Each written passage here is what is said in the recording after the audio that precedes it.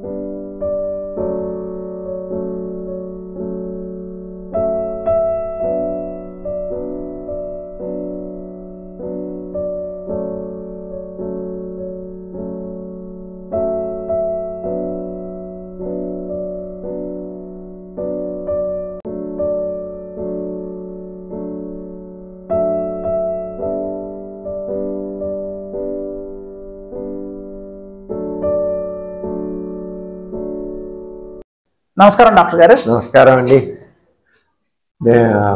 మీతో కలవడం, మీ ఛానల్లో పార్టిసిపేట్ చేయడం చాలా సంతోషంగా ఉంది. ఈ రంగా అవేర్నెస్ ప్రోగ్రామ్స్ చాలా అవసరం అండి.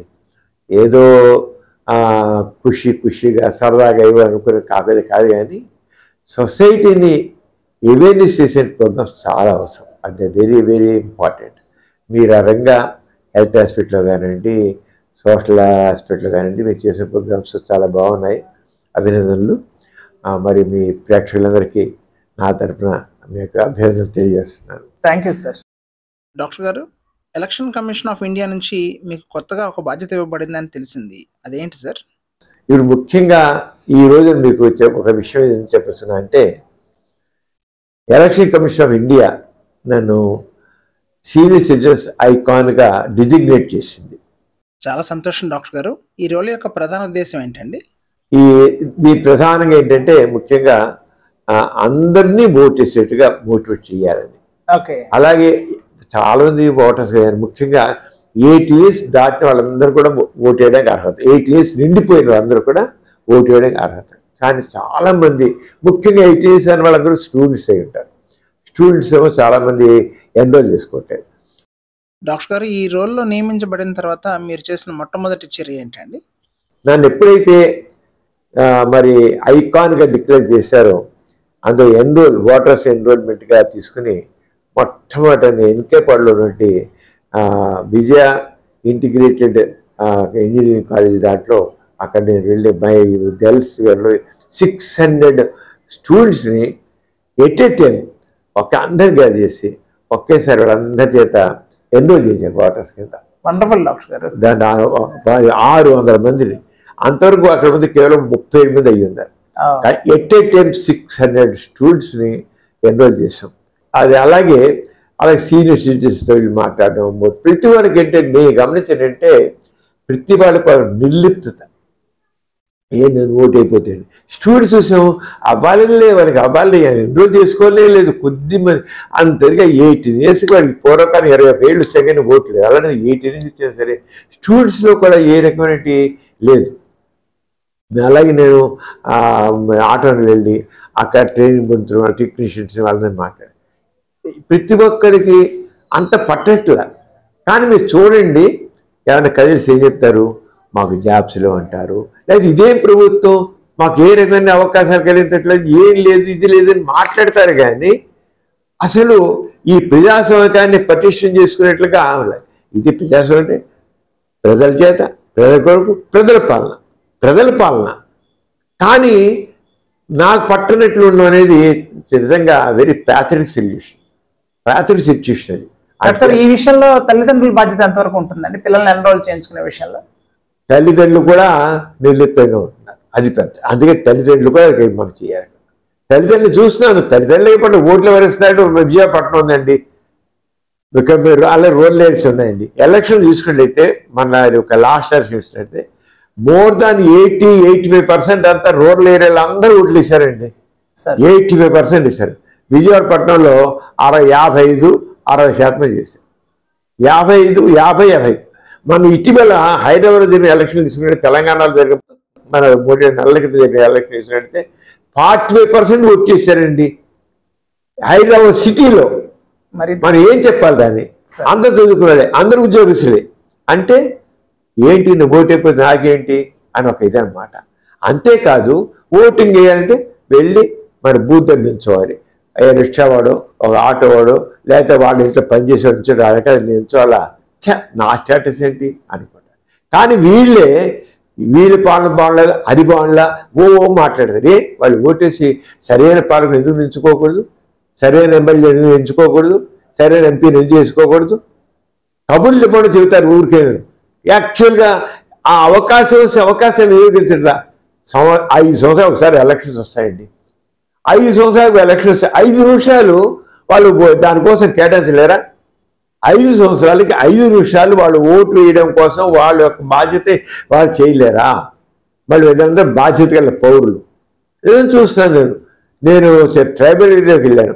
ట్రైబల్ ఏరియాలోకి వాళ్ళు ఎక్కడ వెళ్ళి, నేను అల్లూరు సీతారామరావు వెళ్ళి అక్కడ కూడా దాదాపు 6 విలేజెస్ వెళ్ళి మాట్లాడితే వాళ్ళు ఏమంటారంటే, మా దొర ఏం చెప్తే లేస్తామని అంట. అరే, దొర ఏం చెప్పలేదు, మీరు ఏమనుకుంటున్నారు? మీకు ఈ ఎమ్మెల్యే పనికి వస్తాడా, ఈ ఎంపీ పనికి వస్తాడంటే, వాడు ఎప్పుడు వస్తాడండి, మాకు మధురు రానేరాడు అంటారు. రానేరాడు ఏంటి మా దొర చేసుకుంటే వేస్తా అంటాడు. అలాగే మనం ఇక్కడ కుండ్రు మండలం అక్కడ వాళ్ళు 85-90% ఓటు వేసారు అందరూ. వాడు కూడా అంటే డబ్బులు అన్నాను, మీరు డబ్బులు ఇచ్చుకోకుండా మద్యానికి దాసులోకుండా ఓటు వేయనంటే మేము ఓటేస్తామండి, బాగుంది మీరు చెప్పే ఓటేస్తాం. అసలు మళ్ళీ కనపడరండి మాకు. అంచేత ఇచ్చిన డబ్బులు పుచ్చుకుంటాం, డబ్బులు వేస్తాం, డబ్బులు ఓటేస్తాం. మాకేంటి మళ్ళీ 500, 1000, 500, 2000 వదిలిపెట్టేందుకు మాకు? ఎవరి వచ్చి ఇస్తాడా మాకు? ఎంత ఓపెన్ మాట, డబ్బులు పుచ్చుకుంటాము అని అప్పుడు అడిగాను. మీరు డబ్బులు వాడు ఎందుకు కనబడతాడు? మీకు ఎందుకు కనబడాలి? వాడు ఏమంటాడు, నేను డబ్బులు ఇచ్చాను, ఓటు అయిపోయింది, నీతో నాకేం పని అంటాడు వాడు. నాతో నీకేం పని అంటాడు? డబ్బులు ఇచ్చి పుచ్చుకున్నావు, ఓటేసావు, అయిపోయింది, నీకేంటి నాతో నీ పని ఏంటి, నీకు అడిగే తర్వాత నీకేమది నీకు అని అంటాడు. అది అర్థం కాదు వాళ్ళకి. వాడు రారు కదండి. వాళ్ళు ఎసెప్ట్ చేసుకుంటున్నారంటే అంత ఎసెప్ట్ చేసుకుంటున్నారు. వాళ్ళకంటే చదువులేదు డాక్టర్ గారు, కానీ చదువుకున్న విజయవంతులు కూడా ఓటుకు నోటు అడుగుతున్న సందర్భాలు చాలా ఉంటున్నాయండి. చాలా నిజంగా ప్రజాస్వామ్యంలో ఈ రకమైన యాటిట్యూడ్ చాలా రాంగ్ అండి. దాన్ని మార్చడం కోసమే నేను రకరకాల చోట్లకి వెళ్ళి రకరకాల వ్యక్తులతో నేను చేస్తాను. స్టూడెంట్స్ అలాగే బాగా మోటివేట్ చేస్తాను. ఈ సీనియర్ సిటిజన్స్ అలాగే ముఖ్యంగా ఈ విలేజ్ పట్టణాల్లో అపార్ట్మెంట్లో ఉంటారు, వాళ్ళు ఎవరు ఓటింగ్ రారే. పైగా హాలిడే కూడా కదండి. ఆ రోజు నిజంగా హాలిడే కూడా ఇస్తుంది గవర్నమెంట్. హాలిడే డిక్లేర్ చేస్తుంది ఎలక్షన్ రోజు. హాలిడే అనేది జాలిడే అయితే తీసుకుని జాలిడే ట్రిప్పులు పెట్టుకుంటారు. కానీ ఎక్కడ పోదాం పెట్టుకుంటున్నారు, ఊరు పోదాం, అక్కడ పోదాం, రిసార్ట్స్ పోదాం అనుకుంటున్నారు. కానీ ఓటేద్దామని బాధ్యత మళ్ళీ ఈ మనుషులే తిడుతుంటారు. ఈ ఎమ్మెల్యేలని, ఎంపీలని, ఈ ప్రభుత్వాన్ని, ఈ సీఎంని తిడతారు. అలా కాదు, బాధ్యత గల పౌరులుగా ప్రతి ఒక్కళ్ళు ఓటు వేయాలి. ప్రజాస్వామ్యం పటిష్ట ప్రజాస్వామ్యం కావాలంటే ఓటే మీ ఆయుధం. అది గుర్తించే, ఓటు ఆయుధం. అంచేత ఓటుని సక్రమంగా వినియోగించాలి. డాక్టర్ గారు, ఈ విషయాలపై అవగాహన పెరగడం కోసం ప్రజల్లో ఏదైనా అవేర్నెస్ ప్రోగ్రామ్స్ చేసే ప్లాన్లు ఏమైనా ఉన్నాయండి? అంతే మేము ఏం చేస్తామంటే ఇక్కడ తీసుకుని ర్యాలీస్ తీసుకున్నాను. రేపు ఉదయం అంటే 25వ తారీఖు నేను కేబిఎన్ కాలేజీలో, అక్కడ కేబిఎన్ కాలేజీలో ఎన్ఎస్ఎస్ స్టూడెంట్స్ ఒక 200 మంది ర్యాలీ పెట్టినాను. ఓటు వేయండి అది వాళ్ళని మోటివేట్ చేసి, అలాగే వాళ్ళకి స్లోగన్స్ కూడా పెట్టాం. మీరు నిర్లక్ష్యం, ఓటు హక్కుని వినియోగించుకోకుండా మంచి భవిష్యత్తు గురించి ఎలా బోధిస్తారు, మీ ఓటే ప్రజాస్వామ్యానికి బలం. ఓటు వేయడం నిర్లక్ష్యం చేయకండి. ఒక్క ఓటే చరిత్ర మార్చవచ్చు. ఇవన్నీ మీరే రాశారు డాక్టర్ గారు? నేను నిర్లక్ష్యం వదలండి. ఓటేసి బాధ్యత నెరవేర్చండి. మీ ఓటే ప్రజాస్వామ్యానికి బలం. అసలు మనిషి ప్రజలు గుర్తించాలండి, చాలా అవసరం ఇది. డాక్టర్ గారు, నా సూటి ప్రశ్న అండి, ఇవాళ రోజు నెలకొన్న ఇలాంటి పరిస్థితులకి ప్రధానమైన కారణం ఎవరై ఉంటారని మీ ఉద్దేశం అండి? మనకు స్వాతంత్రం 70 సంవత్సరాలైనా ఈ దయనీయ పరిస్థితిలో ఉందంటే కారణం ఓటర్ల యొక్క నిర్లిప్తత. అందుకని చెప్పేదంటే మన ఎలక్షన్ కమిషన్ నేషనల్ లెవెల్లో కానివ్వండి, ఇక మన స్టేట్ లెవెల్లో మీనా గారు కానివ్వండి, మరి ఎన్టీఆర్ జిల్లాలో లాంటి ఢిల్లీరావు గారు కానివ్వండి, ఎంత స్పష్టంగా చెప్తున్నారంటే మీ బాధ్యత ఓటు వేయండి. కొత్త ఓటర్ల నమోదు ప్రక్రియ ఏ విధంగా ఉంది డాక్టర్ గారు? ఎలక్షన్ డిక్లేర్ చేశారు. మొన్నటి దాకా మొన్నటి దాకా ఓటు చేర్చుకుంటే అన్నారు. 20వ తారీఖు మళ్ళీ రేపు 20వ తారీఖు కొత్త ఓటర్ లిస్ట్ వస్తుంది. ఇంతవరకు చేర్చుకుంటూ ఉన్నారు. రేపు మళ్ళీ స్లిప్స్ పంచిపెడతారు. మరి అదే కాకుండా ఓటు వేయాలంటే సీనియర్ సిటిజన్స్ కోసం 85 ఏళ్ళు దాటిన వాళ్ళు సీనియర్ సిటిజన్స్ ఎవరు రాలేదు, ఇంటికి వచ్చి మీ చేత ఓటు వేయించుకుంటారని చెబుతున్నారు. ఇంతకంటే కాదండి. అలాగే 40% ఫిజికల్లీ హ్యాండిక్యాప్డ్ అయిన వాళ్ళందరికీ కూడా ఇంటికి వచ్చి ఓటు వేస్తున్నారు. అలాగే సిక్ అయిన పర్సన్స్ ఎవరైతే రాలేకపోతున్నారో, హాస్పిటల్ ఉన్నారో వాళ్ళని నిర్వహిస్తున్నారు. కానీ వీళ్ళందరూ ఏంటి, ఎలక్షన్ డిక్లేర్ చేసిన తర్వాత ఒక వారం రోజులాగా తెలియజేయాలి. పోలింగ్ ఆఫీసర్ క్లీన్ చేస్తే వాళ్ళు వచ్చి ఓటే. ఇంత మీకు బాధ్యత. ఇప్పుడు అప్లై చేసుకోవాలండి? అప్లై చేయాలండి. ఒక ఫారం ఉంది, ఆ ఫారం ప్రకారం అప్లై చేసుకుంటే వాళ్ళు వచ్చి వాళ్ళు చేసుకుంటారు. ఆన్లైన్లో అవకాశం ఉంటుంది? ఆన్లైన్ కూడా ఉంది, ఆన్లైన్ కూడా చేయొచ్చు. ఆన్లైన్ అయిపోయింది అంతా అయిపోయింది. ఇక మన దాకా చెప్తూనే ఉన్నారు. మీ పేపర్లు తెగ వస్తుంది. ఎన్టీఆర్ జిల్లా ఢిల్లీరావు గారు ఎన్నిసార్లు వాళ్ళు ఆయన చెప్పారో, ఎన్నిసార్లు పేపర్లు వచ్చారు, కానీ పట్టించుకోరుగా. ఆన్లైన్ చేసుకోవచ్చు. 27వ తారీఖు నుంచి మే 7 వరకు ఓటర్ స్లిప్స్ ఇస్తున్నారు, ఓటర్ కార్డులు ఇస్తున్నారు. అది నిజంగా ప్రభుత్వం మాత్రం ఈ విషయం మాత్రం ఎలక్షన్ కమిషన్ మాత్రం తప్పు పట్టేది లేదు. తప్పట్ట అసలు కేవలం ఈ ఓటర్లనే అంటాను నేను. ఎంత చేసినా ఉపయోగించుకోవడం. ఇప్పుడు ఓటర్ లైన్లో ఉంది. ఎవరైనా ప్రెగ్నెంట్ లేడీస్ అయితే, పిల్లలు పాలిసిన తల్లి అయితే వాళ్ళు ప్రత్యేకంగా తీసుకెళ్లి ముందు ఓటు వేయించేస్తున్నారు. దానికోసం ఎన్ఎస్ఎస్ వాలంటీర్ 1000 మంది ఎన్ఎస్ఎస్ వాళ్ళని పెట్టి అలాగే వీల్ చేసి పెడుతున్నారు. అలాగే ఒక లైన్లో ఆడవాళ్ళందరూ లైన్లో, మగవాళ్ళకి లైన్లు వేరేగా పెట్టారు. ఎక్కువ ఇంత పొరుగు పర్లాంగంలో క్యూలు లేకుండా చేసేస్తారు. ఎన్నో ప్రత్యేక బూతులు, ఎక్స్ట్రా బూతులు పెడుతున్నారు. ఎన్నో చేస్తున్నారు. ఎంత అన్నా కాదు. నేను మాత్రం ఎలక్షన్ కమిషన్ ఎందుకంటే చాలా క్లోజ్గా కూడా ఎలక్షన్ కమిషన్ ఉన్నానని చూస్తున్నాను. వాళ్ళ ఏర్పాట్లు కానీ వాళ్ళు చేసేవి కానీ ఎక్సలెంట్గా ఉన్నాయి. ఉపయోగించుకోండి సరిగా. రండి ఓటు వేయండి. ఇంట్లో కూర్చోవద్దు. మీ బాధ్యత బాధ్యత గల పౌరులుగా ఓటు వేయండి. ప్రజాస్వామ్యాన్ని పటిష్ట ప్రజాస్వామ్యండి. మీ బాధ్యత నెరవేర్చండి. ఆ బాధ్యత నెరవేర్చడం మీ తప్పు. అందుకే నేను కోరేదంటే, ముఖ్యంగా కోరేదంటే ఈ రోటరీ క్లబ్ కానివ్వండి, ఇవన్నీ సంఘాలు కానివ్వండి, ఇంకోటి కానివ్వండి, సాంఘిక సంస్థలన్నీ కూడా మోటివేట్ చేయాలి. మోటివేట్ చేసి జనాల చేత ఓటు వేయించాలి. ప్రతి వ్యక్తికి నాకెందుకు ఇప్పుడు ఈ నిర్లిప్తత మాత్రం పనికిరాదు. మీరు చెప్తానే సీనియర్ సిటిజన్స్ మేము ఓటు రాలేవు అప్రైజ్ అయిపోయింది. అక్కడికైతే తీసుకెళ్తే అక్కడ తీసుకెళ్ళి వెహికల్స్ పెట్టి తీసుకెళ్తారు. కావాలంటే గవర్నమెంట్ తీసుకొస్తుంది.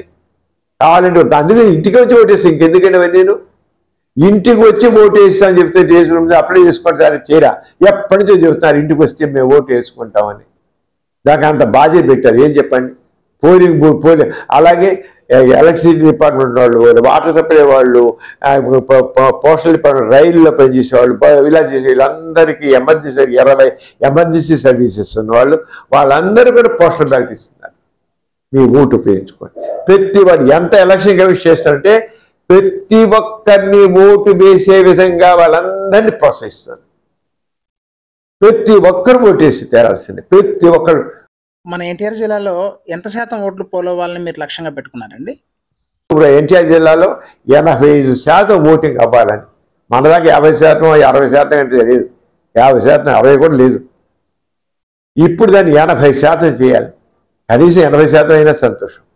కానీ ఏంటి, పౌరుల్లో ఆ రకమైన చైతన్యం లేదు. ఆ చైతన్యం అందుకోసం చెప్పేది ఏంటంటే, మరి రాము గారు ఆయన రోటరీ క్లబ్ విజయవాడకి సెక్రటరీ, చేయండి ఒక ర్యాలీలు అని చెప్పి. నేను చేసిన రోజు చూడు ఒక ర్యాలీ కాలేజీలోని ఎన్ఎస్ఎస్ యూనివర్సిటీ వారి చేత ర్యాలీ, ఎందుకు ఎట్లానే ఎన్ఎస్ఎస్ వాలంటీర్స్ అందరినీ తీసుకుని ఆ ఎన్ఎస్ఎస్ వాలంటీర్స్ అక్కడంతా వాళ్ళకి హెల్ప్ చేయడం కోసం ఇక్కడ వాటర్స్కి ఎవరైతే సీనియర్ సిటిజన్స్ ఉంటారో ఎవరి దగ్గర ఇదిగా ఉంటారో హెల్ప్ చేయడం. అలాగే ప్రతి లైన్లో ఒక 40 మందికి కుర్చీలు వేస్తున్నారండి కూర్చోడానికి. ఎప్పుడే ఉందా?